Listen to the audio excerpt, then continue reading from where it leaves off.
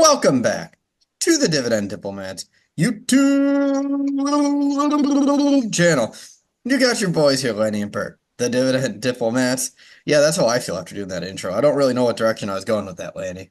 Today, we're talking to you about a very sweet stock. We're talking to you a company that's getting absolutely crushed after earnings because there was some interesting golden chocolate nuggets buried inside that earnings release. Guys, time to run this historical dividend stock through an analysis today. Oh yeah, guys, smash that subscribe button. Give us a nice thumbs up on the road to our WrestleMania, that 20,000 hurdle mark, guys. We hear it in the comments. We love the support. It is wild. We've been doing these videos for 4.5 years and we're not at 20K subs. What gives? Come on, YouTube. Bring us the algorithm. Like the hell out of this video. And let's make some noise for a potential dividend growth stock to buy right now. Let's do it. So today we're going to talk about Hershey's, ticker symbol HSY. Talked about them several months ago, Lanny, and they are in the high 180s, high 190s, talking about how the metrics were interesting, but we were ultimately going to pass on Hershey's. Well, things changed, Lanny. Earnings came out. Mr. Market did not like that earnings. They gave it that Matumbo finger wag. Rest in peace, Dikembe. Throwing out there for you. Because the word lower popped up a lot lately. There was a lot of lowers in this earnings release. They had lower revenue. It didn't beat estimates. It missed estimates by 2.8%. They had lower earnings per share of 234, which was lower than analyst expectations by 8.3%. They had lower gross margin of 41.3%, down from 44.9%. They had lower sales. No, 3%. No more, no más. But Landy, I have a question for you. Did the lower stop when they talked about guidance?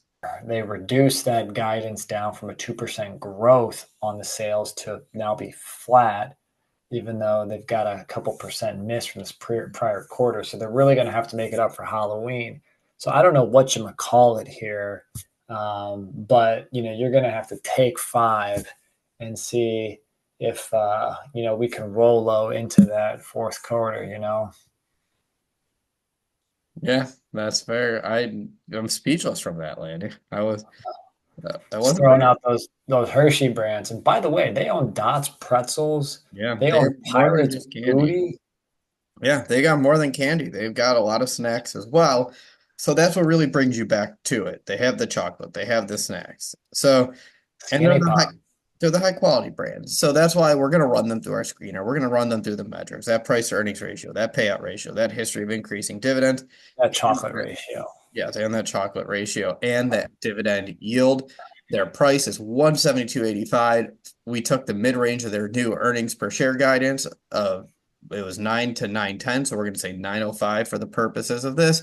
P ratio of 19.1, well below Hershey's historical price to earnings ratio.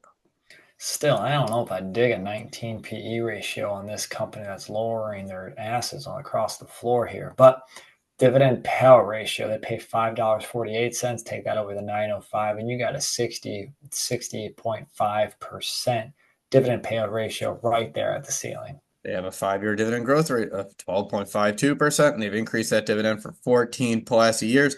Continuing on the theme from earlier, I can just throw this one out there right now. Not only are they going to have lower revenue, not only are they going to have lower earnings, not only are they going to have lower margin, I am going to throw it out there and say they are going to have lower dividend growth compared to their average because it's going to be really tough to keep up a double-digit dividend growth rate when things are turning around and going in that other direction. It's going to be tough. It's going to be hard. Can they do it? Now, do we think that they'll still grow their dividend? Absolutely. Will it be more in that 3 to 5% range? More than likely.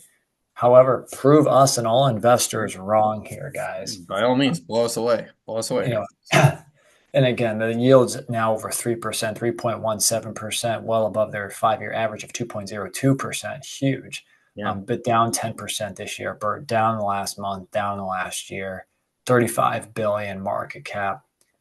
Is there a move you're about to make and grabbing some chocolate here? What are you thinking, my brother? Right now, I'm going to take that Halloween candy bowl and pass it a little bit down. Hershey still has a little bit room for me to go.